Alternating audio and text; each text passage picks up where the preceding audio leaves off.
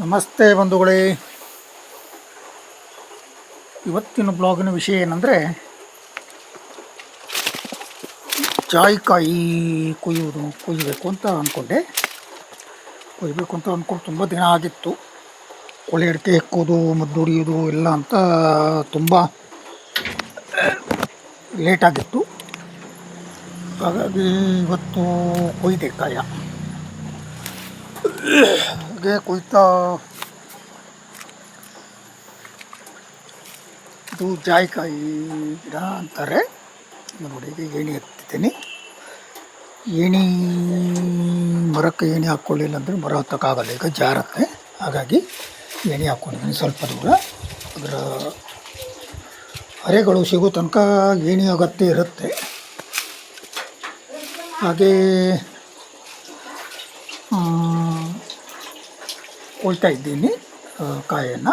ಹಾಗೆ ಕಾಯಿ ಕೊಯ್ದು ಬೇರೆ ಕೆಲವು ಕೆಲಸಗಳನ್ನು ಸ್ವಲ್ಪ ಮಾಡ್ಕೊಳ್ತಾ ಅದನ್ನು ಕಾಯಿ ಕೂಡ ಕೊಯ್ದೆ. ಇನ್ನೂ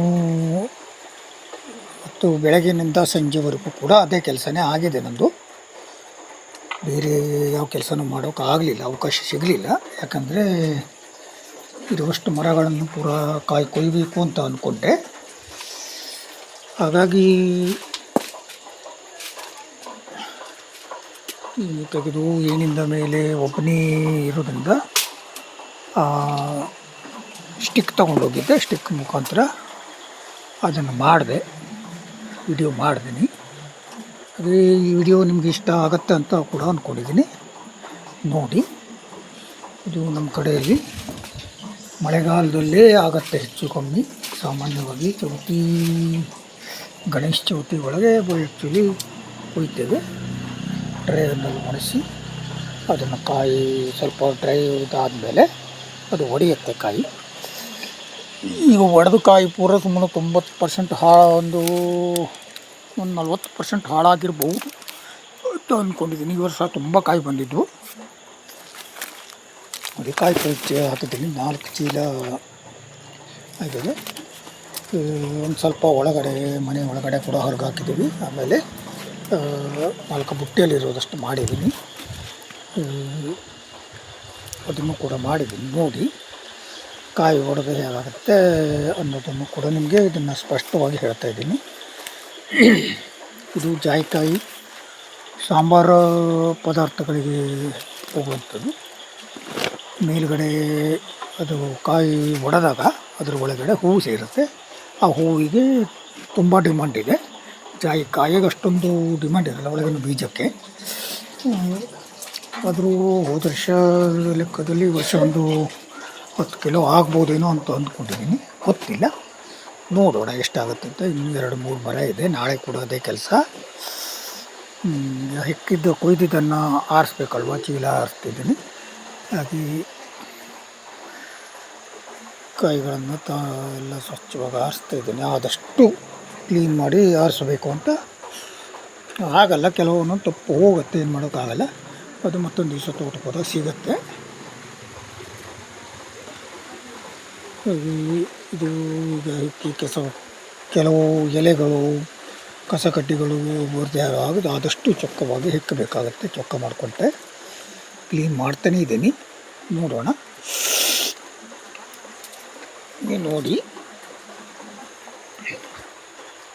ಇದರ ಬಗ್ಗೆ ಹೇಳಬೇಕು ಅಂದರೆ, ಇದು ಕೆಲವು ಜಾಯಿಕಾಯಿ ಬೀಜಗಳು ಔಷಧಿ ಕೂಡ ಗುಣವಿದೆ.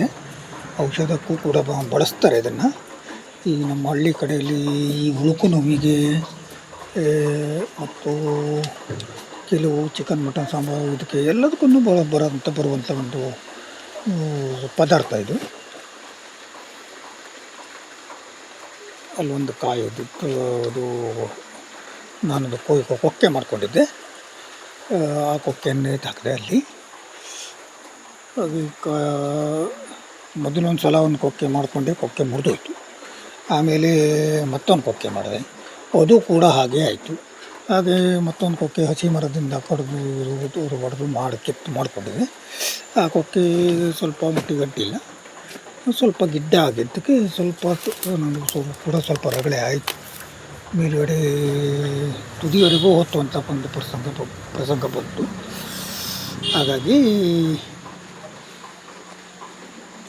ಇಲ್ಲಿ ಏಣಿ ಕೂಡ ಚಾರ್ಜ್ ಇಟ್ಕೊಂಡಿದ್ದೀನಿ. ಇದು ಕೇವಲ 10 ಫುಟ್ನ ಏಣಿ ಮಾತ್ರ, ದೊಡ್ಡ ಏಣಿ ಹಾಕೋಕ್ಕೆ ಬರೋಲ್ಲ ಇದಕ್ಕೆ. ಯಾಕಂದರೆ ಸಾಮಾನ್ಯ 6ರಿಂದ 8 ಅಡಿ ಎತ್ತರದಿಂದನೇ ಅವು ಹೊರೆ ಹೊಟ್ಟಿರುತ್ತೆ.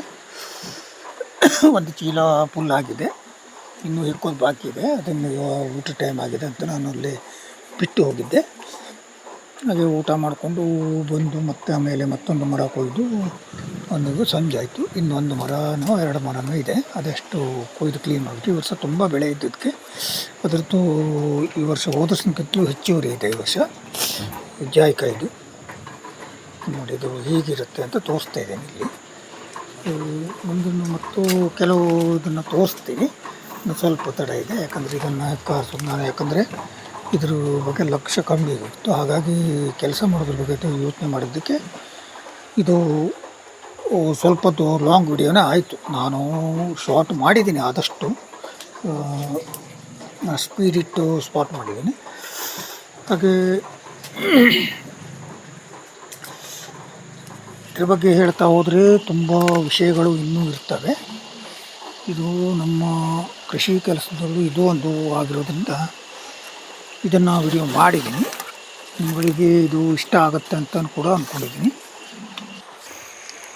ನೋಡಿ, ಇದು ಈ ರೀತಿಯಲ್ಲಿ ನೋಡಿ, ಮಳೆಗಾಲದ ಮರದಿಂದ ಬಿದ್ದು ಒಡೆದ ಕಾಯಿ ಇದು ನೋಡಿ. ಇದನ್ನು ಒಂದು ಅಲ್ಲೇ ಸಣ್ಣದೊಂದು ಡಿಸೈನ್ ಮಾಡಿ ಅದ್ರ ಮಧ್ಯದೆಲ್ಲ ಮರದಿಂದ ಹೊಡೆದ ಕಾಯನ್ನು ತೆಗೆದು ನಿಮ್ಗೆ ತೋರಿಸ್ತಾ ಇದ್ದೀನಿ.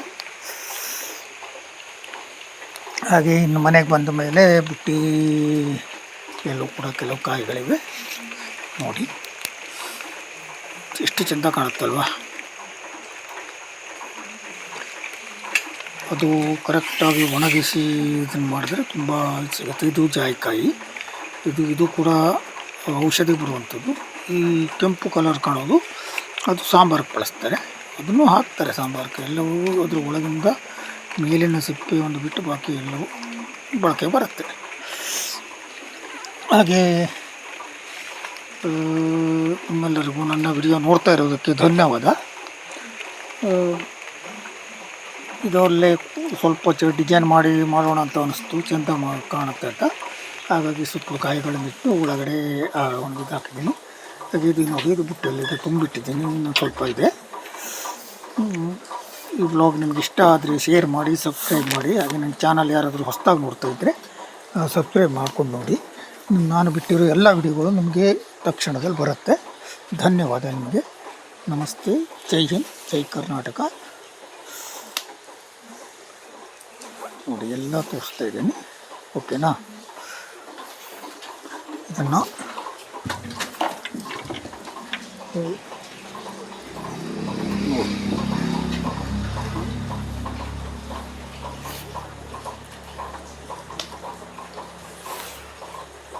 ಓಕೆ, ಎಲ್ಲರಿಗೂ ಬಾಯ್. ಇನ್ನೂ ಸ್ವಲ್ಪ ಇದೆ, ಅದನ್ನು ಕೂಡ ನೋಡ್ತೀರಂತ ಅಂದ್ಕೊಂಡಿದ್ದೀನಿ. ನಿಮ್ಮೆಲ್ಲರಿಗೂ ಧನ್ಯವಾದ. ಬನ್ನಿ, ನನ್ನ ಚಾನಲನ್ನು ಸಪೋರ್ಟ್ ಮಾಡಿ, ಬೆಂಬಲಿಸಿ. ನಮಗೆ ಬೆಂಬಲ ತುಂಬ ಕಮ್ಮಿ ಇದೆ.